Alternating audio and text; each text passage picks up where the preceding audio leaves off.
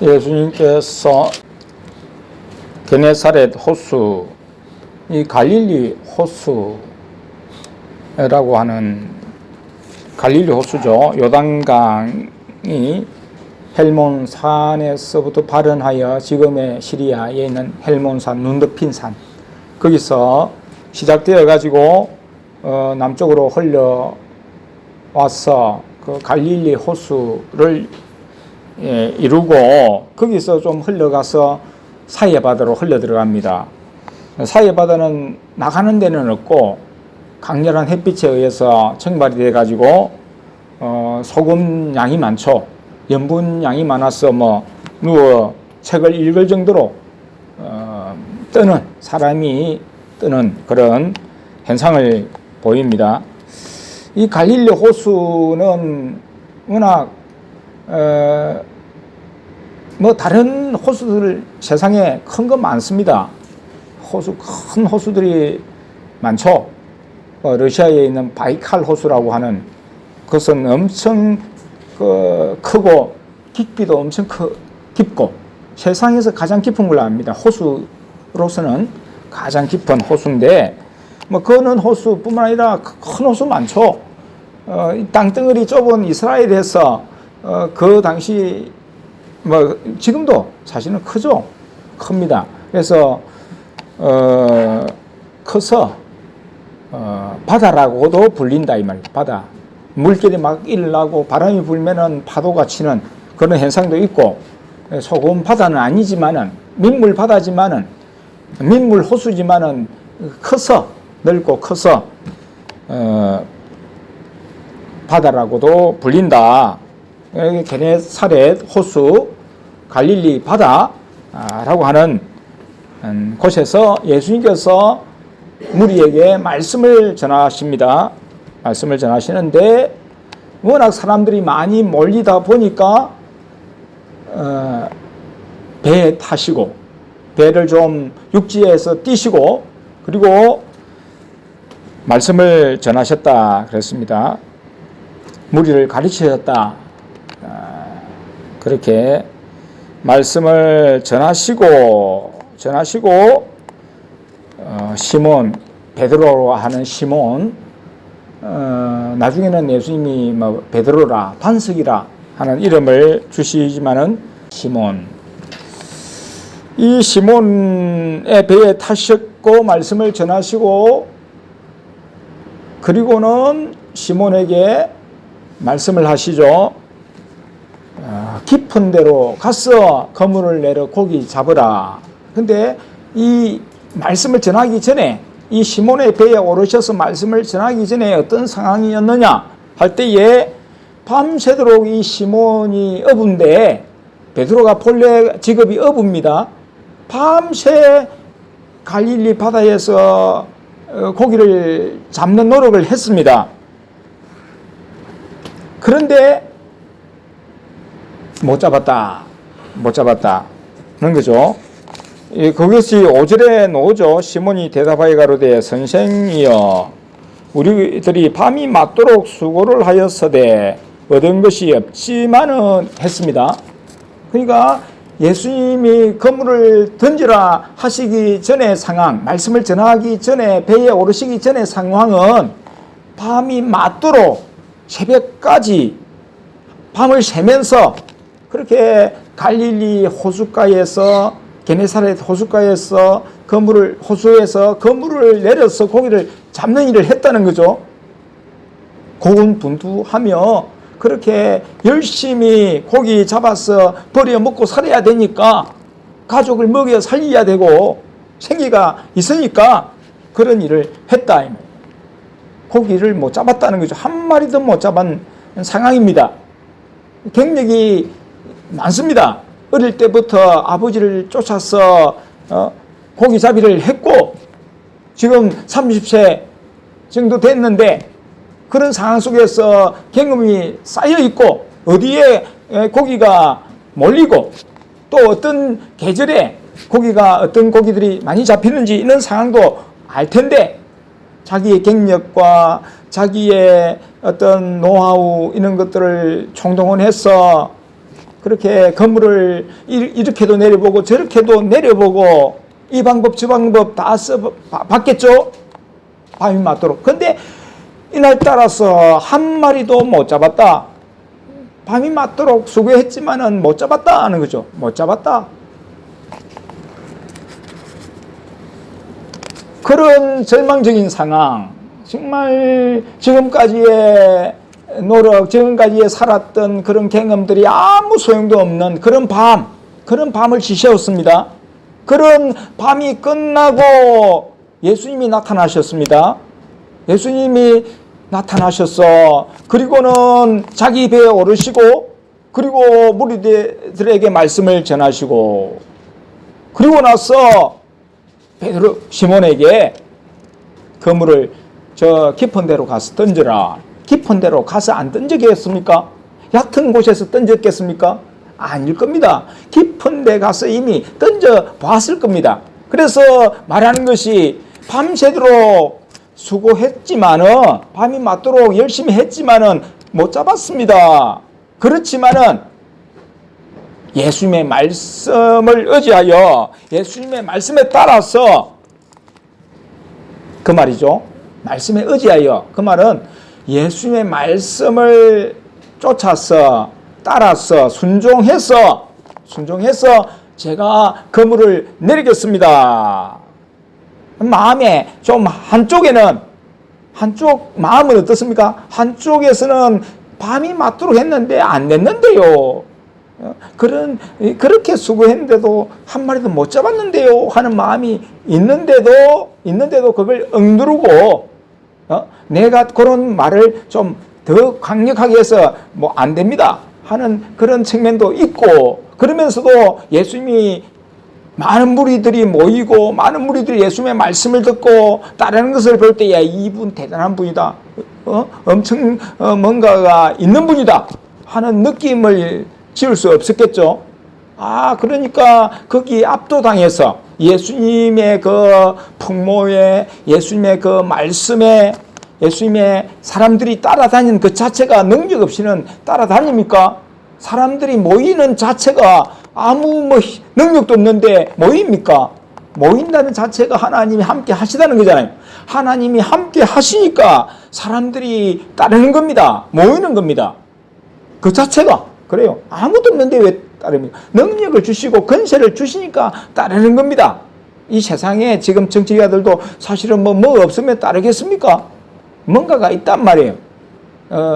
그게 뭐 하나님이 주신 거든지, 그건 하나님이 다 주시는 거죠. 마귀에게 사로잡혀서 행사한다 할지라도 하나님이 부리시는 거죠. 부리시고 다 부여하시고 하십니다. 느부갓네살 왕을 통해서 볼 때도 그렇고, 아닥사스다 왕을 통해서 볼 때도 그렇고, 세상 왕들을, 세상의 통치자들을 부리시는 분이 하나님이시다. 결국에는 정점에는 하나님 계시다. 최고. 그래서 한편으로는 안 됐는데요, 한편으로는 이거 안 될 텐데요 하는 그런 부정적인 마음도 있다 이 말이에요. 그렇지만은 말씀에 순종해서 의지해서 그물을 내리겠습니다 하고는 순종하는 것을 보게 됩니다. 순종이 중요하다. 순종. 한편 마음에는 의심도 있고 회의도 있고, 참 피곤하고 지치고 해서 좀 쉬고 싶은 마음도 있지만은, 그리고 오늘 신마이 했습니다. 오늘 끝냈습니다. 그물도 다 씻고 이제 정리도 했는데요, 오늘은 이제는 안 되겠습니다. 내일 하면 안 될까요? 그렇게 할 수도 있죠. 할 수 있습니다. 내 위주로, 내 중심적으로 하는 사람은 그렇게 할 수도 있습니다. 그러나 예수님이 찾아오셨고 예수님 배에 타시고, 이게 뭐 그냥 되는 일이 아니죠. 예수님이 딱 지목을 하신 겁니다. 예수님이 이런 상황을 만드신 겁니다. 하나님이 만드신 거예요. 그냥 우연하게 된 게 아닙니다. 밤새 고기 잡아도 그전엔 다 잡혔어요. 먹고 살았습니다. 근데 아예 고기 한 마리도 못 잡게 하셨고, 그리고는 수고하게 하셨고, 그럼 많은 사람들 모여들도록, 그리고는 그 시몬의 배에 타시고 말씀을 전하시고, 또 그물을 내려서 고기 잡으라. 이 하신 것도 다 하나님이 계획하심이 있었다 이 말이죠. 뭐 때문에 이런 일을 하셨는가 하는 것은 베드로를 사람 낚는 업으로 부르시기 위함이었다. 마지막으로 이제 고기를 팍 왕창 잡게 하시고, 고기 잡아 먹고 사는 사람으로 이제 사람은 끝내시고 고기 한번 왕창 잡게 하시고는, 그리고는 사람을 낚는 업으로 사람에게 복음을 전해서 하나님께로 이끄는 그런 전도자로 만드시고자 부르시는 것을, 찾아오신 것을 알 수 있습니다. 그래서 한편으로 의심, 회의 있었지만은 그걸 억누르고 예수님의 나타나신, 예수님의 오심에 압도당해서, 예수님이 행하신 그 무리들에게 말씀을 전하시는 그 자체에 압도당해서, 그 말씀도 얼마나 귀중한 말씀이겠습니까? 아마 어떤 말씀인지는 이 본문에서 나오지 않지만, 그렇죠? 그 말씀을 전하시고, 그리고 명령하시는 사람이 그렇습니다. 개인적으로 찾아와서 단독으로 대화하고 이러면은 좀 건의를 좀 안 나타나시잖아요. 그리고 단독으로 해가지고 막 화를 낸다, 억압적으로 해도 말을 잘 안 들을 경우가 많아요.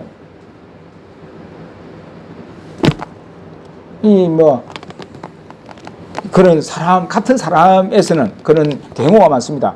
권위, 권세, 능력, 이것을 확인할 길이 없어. 이게 안 보이거든. 개인적으로 접촉할 때는 이게 별로 효과를 발휘 안 한단 말이죠. 그러나 주변에 따라다니는 사람 많아. 경호원들이 있고, 그죠? 막 다른 사람들이 있고, 그럴 때에 거기에 아우라가 막 나타나는 거잖아요. 풍채는 별 보잘것없는데, 생긴 거는 별 보잘것없고, 모습은 별로 존경할 모습도 아닌 것 같은데, 사람들이 호의하고 따르고, 그죠? 떠받들고 하면은, 뭔가 있구나 하면, 그런 사람 앞에서 자기 주장을 나타내기 힘들죠. 그런 상황에서 힘듭니다. 아마 시몬 베드로도 그랬을 거다. 어느 정도는 개인적으로 만약 단독으로 이렇게 예수님 오셨다면 아마 별로 이런 분위기를 못 느꼈을 텐데, 많은 사람 앞에서 말씀 전하시고 많은 사람들이 아멘 하고 호응하면서 이렇게 정말 엄청난 존경을 표하는 그런 모습을 보면서 함부로 대할 수 없는 분이다 하는 그런 어떤 느낌뿐만 아니라, 또 뭔가 이 베드로에게 눈에 보이지는 않지만은 하나님으로서의 그 어떤 힘으로 말씀을 하시는 거죠. 말씀에 거기에 이렇게 보이지 않는 하나님의 능력이 들어가는 거죠. 이렇게 압력을 가신다 이 말이에요. 그러니 순종할 수밖에 없는 거예요. 두려움을 느끼면서 순종할 수밖에 없는 겁니다. 그래서 순종하게 되었다.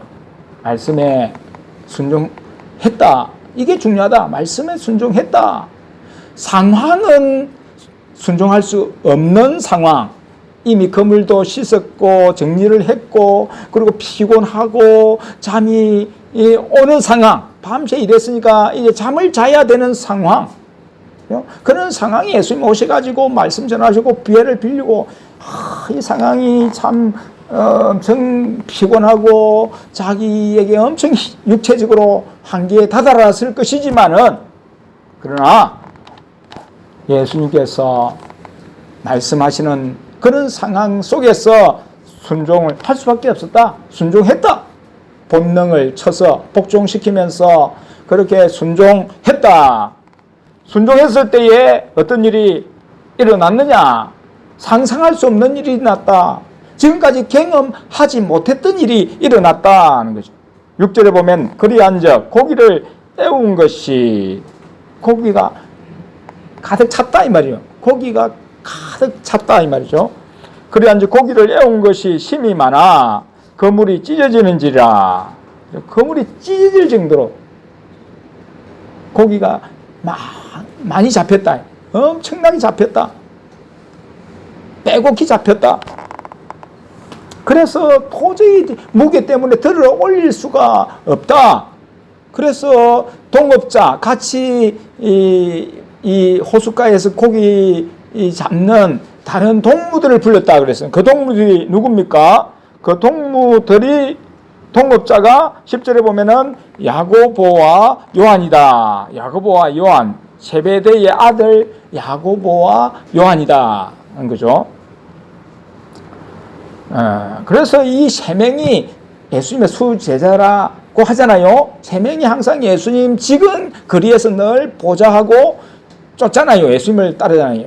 베나산에 올라갈 때도 이 세 명을 가장 가까이 두셨잖아요. 그래서 이 세 명을 수제자라 합니다. 세 명이 가장 먼저 부름을 받았다는 측면에서 그렇고 예수님이 무엇보다도 다른 사람보다 더 위에 둔다고 할 사랑을 더 나타내시니까 우리가 그렇게 부르는 거죠. 말하는 거죠. 그래서 시몬 베드로를 부르시고 그 다음에 그 동업자들을 불러서 고기 그물을 다 이렇게 합력해서 이렇게 들어 올리게 하셨다. 그러니까 사람 낚는 업으로 이렇게 동업하도록 이렇게 부르셨다. 육신적인 고기를 잡는 일에도 동업했지만은 하나님 나라의 일에 또 이렇게 동업하도록 동시에 부르신 것을 보게 됩니다. 반응이 시몬 베드로가 이런 고기가 잡힌 것을 보고 고기에 돈 많이 벌었구나. 고기에 주목한 것이 아니고 말씀하신 예수님께 주목을 하게 됐죠. 예수님 심히 두려워하면서 두려움이 임했습니다. 두려워하면서 주여 나를 떠나소서 나는 죄인으로서이다. 주님으로 부릅니다. 주님. 그러니까 조금 전에는 선생이여 했습니다. 선생이여, 랍비여 그런 의미죠. 선생이여 부르다가 이제는 주님. 주인.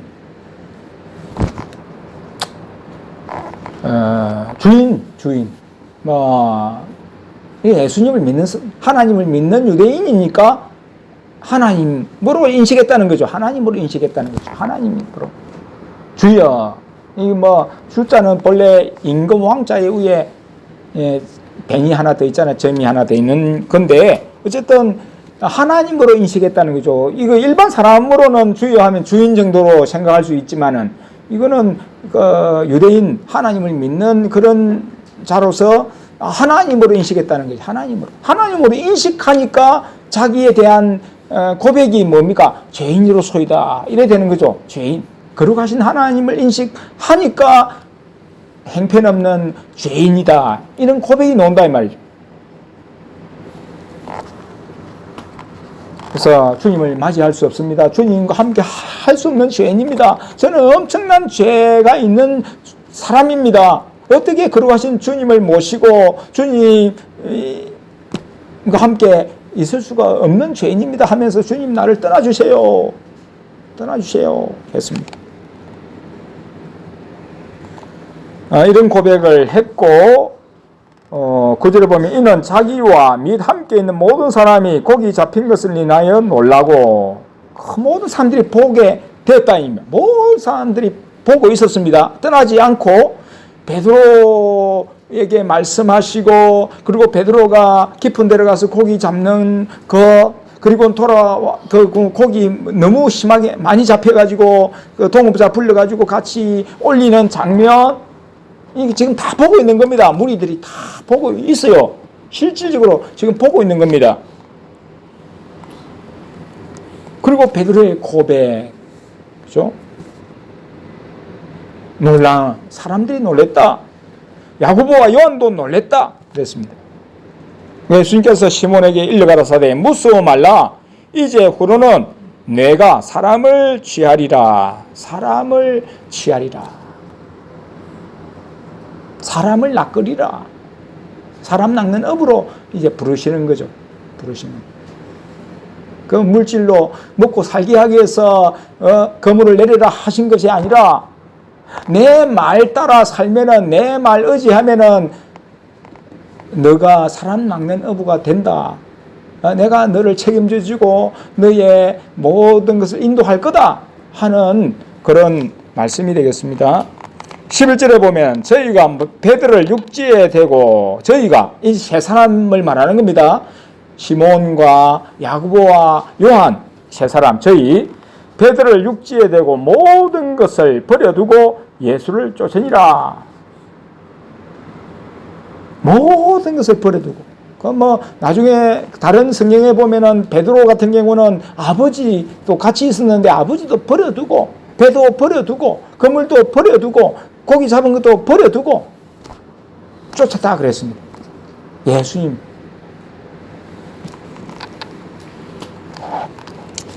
이 예수님을 따라 살면은, 예수님 따라 살면은 예수님 책임져 주신다. 예수님이 전부다. 예수님이 전부다. 전부. 그러니까 내가 가진 것보다 예수님이 더 소중하고 우선이다. 이것을 인식했다 이 말이죠. 나를 구원하실 분은 예수님밖에 없다. 먹고 산다고 아웅다웅하면서 힘들게 그렇게 살아도 수고가 별로 없다. 수고가. 그러나 예수님 말씀에 따르니까 예수님께서 다 해결해 주시고 책임져 주시더라. 내가 살고자 하면 힘들다. 예수님 말씀에 따라 살면 쉽다. 그게 믿음이다. 믿음 필요합니다. 지금까지 경험으로는, 지금까지 내가 했던 방식으로는 수고가 많았지만 실패가 많았습니다. 수고했지만 실패가 많았어요. 성공할 때도 있었지만, 괜찮을 때도 있었지만 실패가 더 많습니다. 힘든 인생이었습니다. 수고스러운 인생이었습니다.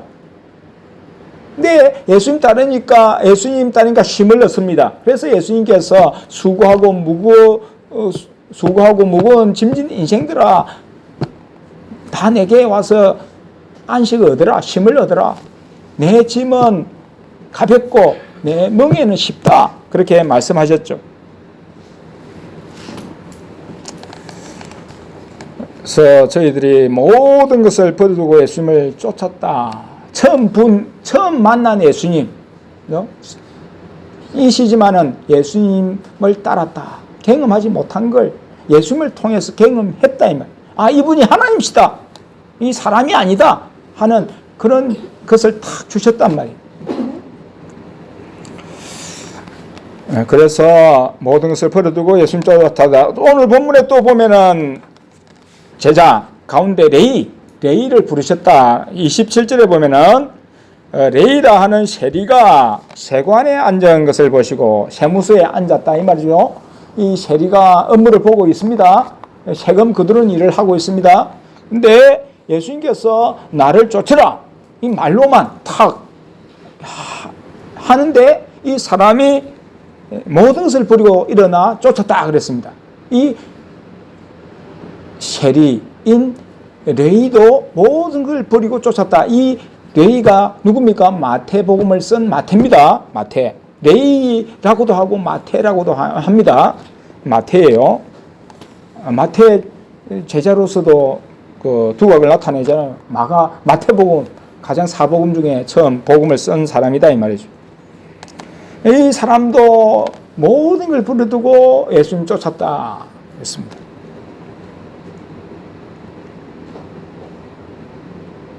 예수님 말씀 한마디 하던 일 다 버려두고 예수님 쫓았을 때에 그 인생들이 예수님 안에서 얼마나 기향찬란한, 예수님 안에서 값진, 예수님 안에 영광스러운 인생으로 변모되었습니까? 업으로 살았다면은 많은 사람 중에 많은 직분을 가진 사람 중에 어부로서 끝났을 테고 아무 이름도 없었을 텐데 예수님을 따른 결과 하늘의 나라의 이름이 기록되고 그리고 성경의 이름이 기록되어서 영원 무궁토록 그 이름이 이렇게 존귀함을 받게 됐다 이 말이죠. 영광을 하나님 주시는 영광을 받게 되었다. 그만큼 주님을 위해서 희생하고 모든 걸 버리고 예수님을 따를 때에 물론 그 중간에 실수 있고 실패 있고 잘못한 게 있지만은 철저히 회개하고 다시 예수님 따를 때에 예수님이 용서하시고 그 처음 부른 그것을 회복시켜 주시잖아요. 그리고는 다른 사람보다도 이렇게 뛰어나도록 그렇게 하셨습니다. 그래서 순종할 때에 이런 놀라운 세상에 얻을 수 없는 이름, 세상에서는 무익하고 세상에서는 정말 악하고 가치 없는 이름이었지만은 악하다 합니다. 그렇지만은 하나님의 나라에서는 하나님이 알아주시는 이름이다 이 말이죠. 존귀한 이름이 되었다 이 말이죠. 모든 것을 버려두는 이게 쉽지 않죠. 예수님의 말씀에 따르는 일이 쉽지 않습니다. 고난이 따릅니다. 뭐 비난이 따를 수도 있잖아요. 벌써 예수님께서 레이를 불러가지고 레이는 또 얼마나 감사해가지고 감격해가지고 자기가 부름받았다, 하나님의 부름을 받았다는 사실을 이거 뭐 자기는 압니다. 다른 사람 몰라도. 그래서 이 축복, 이 기쁨으로 인해서 아마 동물도 불러가지고 잔치를 한 것 같아요. 세리들을 불러가지고 잔치를 했습니다.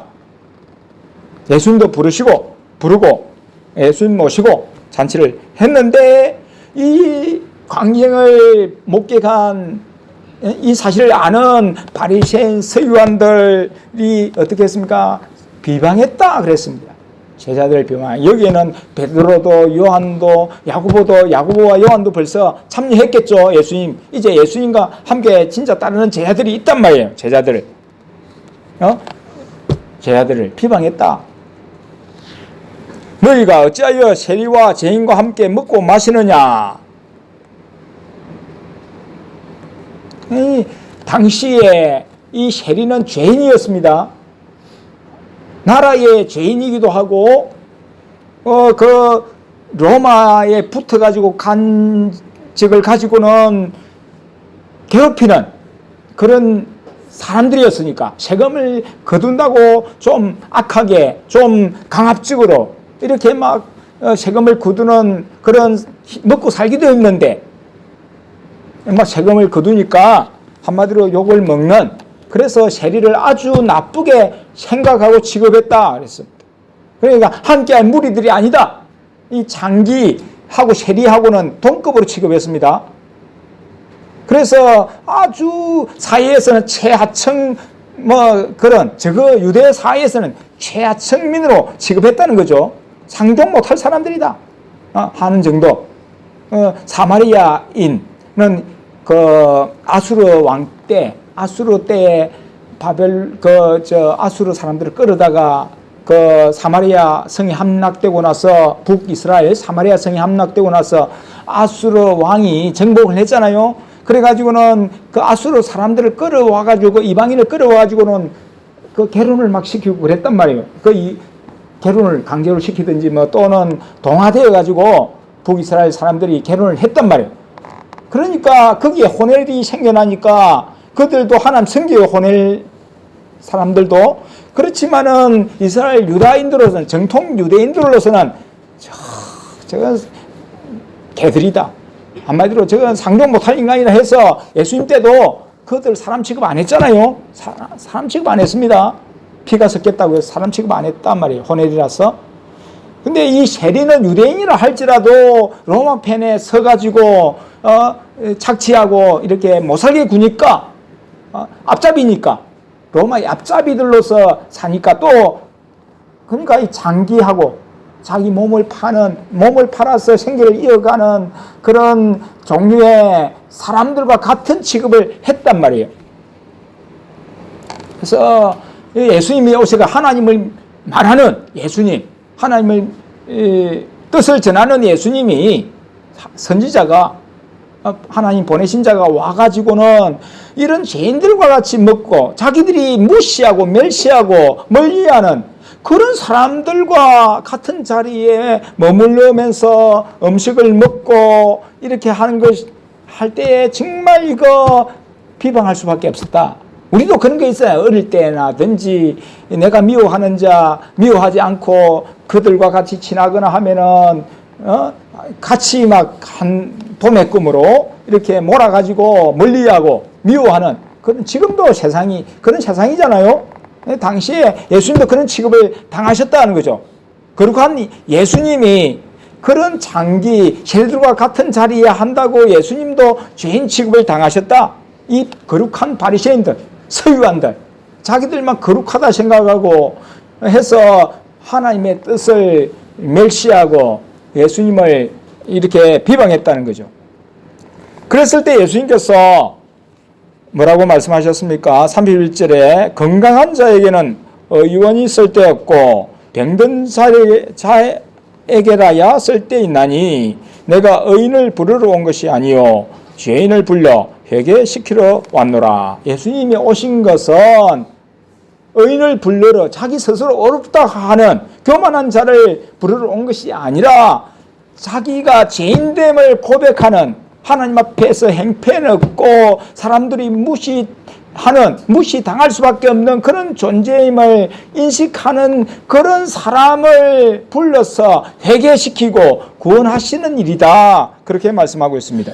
그러니까 예수님은 자기를 죄인이라 고백하는 것을 원하시고 좋아하신다. 나는 회개할 것 없는 사람이야. 나는 다른 사람보다도 더 어려운 사람이야. 하는 사람은 하나님의 부르심에 합당치 않다는 거죠. 예수님마저도 죄인으로 취급하니까. 그런 사람 많습니다. 그죠? 나는 죄가 없는데, 나는 깨끗한데, 예수님 믿을 필요가 없어. 하는 사람들 얼마나 많습니까?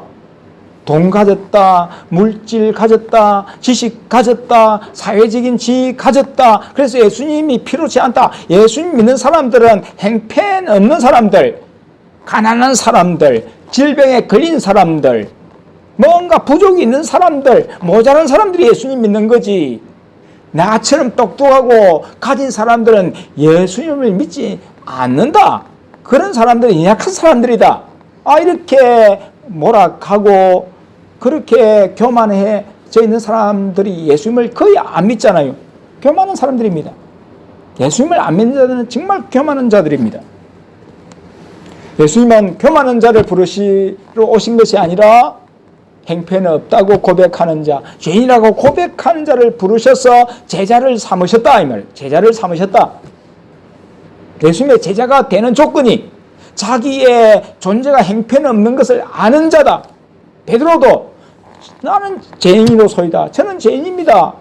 레위도 죄인인 것을 아는 자다 말이죠. 예수님은 그런 자를 부르셔서 고치시고 온전케 하시고 쓰신다는 사실입니다. 자기 부족을 알아야 되는 게 중요하단 말이에요. 자기 부족을 알아야 됩니다. 예수님 앞에서 고백할 수가 있어야 돼요. 자기 부족을 고백 못한다, 자기 행편없음을 모른다 하는 사람은 진실한 회개를 못합니다. 회개가 안 된단 말이에요. 회개로 나아갈 수가 없단 말이에요. 그러니까 회개가 안 된다는 것은 참된 믿음을 가질 수 없다는 겁니다. 하나님을 진정으로 내 인생의 중심에, 내 마음의 중심에 모시고 예수님의 인도받아 살겠다는 의지가 없다는 거예요. 내 부족을 아는 사람, 내 행편없는 걸 아는 사람은 예수님이 필요해요. 예수님의 인도하심이 필요해요. 예수님의 능력이 필요해요. 내 질병 내가 고칠 수 없고 행편없는 그런 취급을 당할 수밖에 없는, 수모당할 수밖에 없는 사람이 사회적으로도 예수님 찾을 수밖에 없습니다. 예수님이 친구 되어주시고 예수님이 이로자 되어주십니다. 그러니까 예수님이 전부로 삼을 수밖에 없단 말이에요. 그게 축복이단 말이에요. 우리가 세상적인 거 다 가졌다면은 예수님 찾았겠습니까? 예수님 불렀겠습니까? 그런데 예수님이 다 가질 수 있었는데도 불구하고 가지지 못하게 하시고 수고했지만은, 노력했지만은 가진 게 없었다. 가지려고 노력했지만 가질 수 없었다.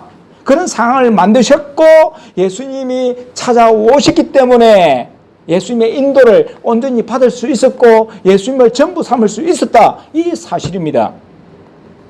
지금은 예수님이 인도 따라서, 말씀 따라서 살아가니까 축복을 주셨습니다. 근데 이게 또 우리가 함정에 빠질 수가 있는 겁니다.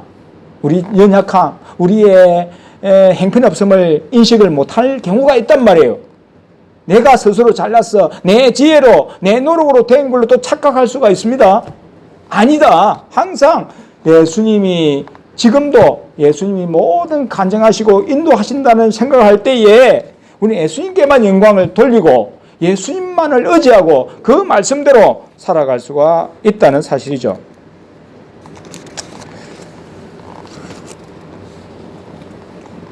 그리고 마지막 부분에서, 중간은 되고, 마지막 부분에서 예수님께서 요한의 제자 사람들이, 요한의 제자는 금식하고 기도하는데, 예수님과 당신의 제자는, 당신과 당신의 제자들은 왜 먹고 마시는 일에 집중하느냐, 치중하느냐? 세례 요한은 금식하고 정말 거룩한 모습을 보이면서 기도하던데, 그것도 사실 이들은 판단했거든요. 그거 안 좋게 생각했습니다. 그것도 안 좋게 생각하고 비난했던 자들이 이전에 예수님이 오셔가지고 죄인들과 함께 먹고 마시고 잔치하고 이렇게 하니까 이거는 더 안 좋게 보는 거예요. 비난했습니다. 그래 빗대가지고 세례 요한은 그래도 거룩한 것 같은데 예수님과 제자들은 형편없는 것 같은데 하면서 비방을 했단 말이에요. 그때 예수님께서 뭐라고 말씀하셨습니까? 혼인집 손님들이 신랑과 함께 있을 때에 너희가 그 손님으로 금식하게 할 수 있느냐? 아니, 손님이 왔는데 손님으로 금식하게 할 수 있느냐 말이에요. 집에 손님을 모셨으면 뭘 먹을 걸 대접하기 위해서 손님을 한 거지. 내가 만약 금식하고 있다, 그러니까 손님도 금식하게 하려고 하면 손님을 초청하면 안 되죠. 근데 손님을 초청해 놓은 것은 먹이려고 초청한 거잖아요. 한 거죠. 근데 그 손님으로 하여금 금식하게 할 수 있느냐 말이에요. 이치가 안 맞단 말이에요. 죄인들을 부르러 와서 잔치하려고 죄인들을 먹이고 입히고 건강하게 하시려고 예수님 오신 건데, 예수님이 그렇게 그들을 멀리하고 그들과 함께 하지 않고 그렇게 하는 거 이치에 안 맞는다 이 말이죠. 나중에 예수님이 돌아가시는 일이 생길 때에, 예수님이 이제 십자가 못 박히는 일이 생길 것을 말씀하시면서 그때는 금식할 거다, 그때는 기도할 거다, 그렇게 말씀하시죠. 그러면서 낡은 시대와 새 시대를 비교하는 거 안 맞다. 옛 시대와 새 시대, 세례 요한의 시대는 구약 시대, 지금 예수님 오신 때는 신약 시대단 말이죠. 구약의 끝, 세례 요한은 구약의 끝의 사람이고, 신약을 알리기 위해서 전령자로 온 사람이고, 예수님은 완전히 신약의 사람이다 이 말이에요. 신약, 새로운 언약의 사람이다 이 말이에요. 새로운 언약의 당사자단 말이에요, 예수님이. 그래서 비교하시는 것이 새 옷이기 때문에 헌 조각과 같이 엮일 수 없다. 헌 옷을 꿰매기 위해서 새로운 헝겊을 대면은 그래가지고 바늘로 이렇게 집으면은, 바늘로 이렇게 꿰매면은 어떻게 됩니까? 헌 옷은 계속 뜯어집니다. 그죠? 사가가지고 계속 뜯어지고 하나가 될 수가 없습니다. 하나가 안 되고 다 버립니다. 새 헝겊도 버리고, 그죠? 천에서 떼낸 그 새 헝겊도 버리고, 그 헌 옷 자체도 버리고, 아무리 안 맞다, 안 맞는다. 그죠? 그래서 새 옷은 새 그릇에 이렇게 기워야 되는 거고 붙여야 되는 거지. 낡은 조각에 붙이면은 하나가 안 된다. 합해질 수가 없다. 구약은 구약이고 신약은 신약이고, 물론 하나님의 구원의 약속이 하나이고 예수님을 말씀하는 것이 하나이지만은 그의 시대는 끝났다. 그렇게 예수님과 함께 잔치하는 시대가 왔는데, 예수님과 함께 동행하는 시대가 왔는데, 단독으로 말씀만 붙들고 예수님은 밀쳐내면서 성경만 붙들고 문자에 매여서 살아가는, 예수님 지금 현재 와 계시는데 그거는 무시해버리고 예수님과 함께 인도받아서 먹고 마시며 살 수 있는데 그걸 무시해버리고 율법에 매여가지고 죄인들은 멀리해야 된다. 내 거룩함을 지키기 위해서는 죄인들과 같이 하면 안 된다 하면서 그렇게 스스로 거룩함을 유지하기 위해서 하나님 믿는다고 하면서 살아가는 것이 옛날로 족하지. 예수님 오시기 전에는 그래 살아야 되지만 예수님 오셨을 때는 그거 버리고, 그죠? 그거 버리고 예수님을 받아들여야 된다 이 말이에요. 예수님을 받아들여야 되지. 지금도 구약에 매여 사는 사람들이 많다. 구약적인 삶을 사는 사람들이 많다. 예수님이 이미 오셨고 성령님이 이미 와 계신데도 그 인도를 안 받고, 그리고 성경 문자적인 성경만을 가지고 말씀을 지키면서 살려고 하는 자들이 많다. 그래서 금식하고 기도하면서 율법에 매여서 힘겹게 고통하면서 살아가는 자들이 많다 이 말이죠. 예수님 모시고 성령 모시면은 하루하루가 즐겁고 잔치가 벌어지는 일인데 우리가 잔치를 벌이잖아요. 그처럼 지금도 마찬가지입니다. 근데 그렇지 못하다. 예수님 오시고 나서 그 사도 바울 때도 사람들이 어떻게 했습니까? 예수님이 이미 오셨고 믿음으로 구원받는다는 사실을 분명히 받았는데 그걸 부족하다고 생각하고 거기에다가 뭘 끼얹으려고 했습니까? 구약적인 율법을 끼워가지고 할례, 그걸 끼워가지고 할례 안 받으면 구원 없다. 그러니까 예수님을 믿으면 구원 받지만은 더 구원을 확실하게 하고 더 완전하게 하기 위해서는 좀 더 구원을 더 보충하거나 또는 하기 위해서는 율법도 좀 지키는 게 좋다. 그래서 설거머니 구약의 할례를 가져와가지고 그 할례를 짜집기, 그걸 믿음이라는 곡에 붙이려고 하는 자들이 많았단 말이에요. 그래서 사도 바울이 막 질책하고 책망을 했잖아요. 예수님의 은혜로 족하다. 예수님의 인도로 족하지. 예수님이 폐하신 율법, 예수님이 폐하신 그 할례, 그거는 예수님의 새 언약 안에 세례에 다 포함되어 있는 건데 그걸 가지고 와서 하는 것은 맞지 않다 이 말이죠. 그리고 또 본문에서 새 포도주를 낡은 가죽 부대에 넣는 자가 없다. 그러면 터뜨려버린다. 터져버린다. 새 포도주는 이제 발효가 되는 거잖아요. 발효가 되는 겁니다. 가스가 막 이렇게 부글부글 차가지고 이렇게 발효가 되는 그런 이제 힘이 팍 팽창하는 그런 상황인데, 옛 낡은 가죽 부대에 넣으면 터지잖아요. 터져버리죠. 터져버립니다. 터져버리죠. 그러면 가죽 부대에 들은 낡은 오래된 그거는 이미 숙성이 돼가지고 이미 그 새걸 때에 이어가지고 숙성이 됐기 때문에 숙성된 가스가 어느 정도 이제 다 처리가 되었기 때문에 그건 안 터지죠. 그러나 낡은 가죽 부대에 새 포도주를 넣으면은 바로 가운데 가스가 발생한 압력이 생김으로 터져버린다 이 말이에요. 그래서 새 포도주를 새 푸대에 넣어야 된다 그 말씀입니다. 그러니까 예수님의 말씀은 과거에 얽매이는 있는 말씀이 아니다. 예수님의 인도하심은 과거에 인도하심과 다릅니다. 하나님은 때를 따라 인도하시고 시대를 따라 인도하십니다. 근데 과거에 하나님으로 묶이고 예수님의 새로운 인도를 안 받으려고 한다. 새 일을 행하시는 분인데, 새 길을 만드시는 분인데, 우리 하나님은 새로운 것을 계속 행하시는 분이고 인도하시는 분입니다. 근데 새로운 걸 체험 안 하고 경험 안 하려고 이 안전하기 위해서는 과거만 내가 붙들고 살아야 되겠다. 과거에 하나님만 믿어야 되겠다. 자기 스스로 정해놓은 그런 틀에 매여가지고 살면은 예수님 모실 수가 없습니다. 예수님을 모시려면은 마음가짐을 새로 해야 됩니다. 예수님 모시고 살려면은 마음을 새롭게 해야 된다고. 묵은 낡은 간섭, 낡은 생각으로는 예수님 모시지 못한다.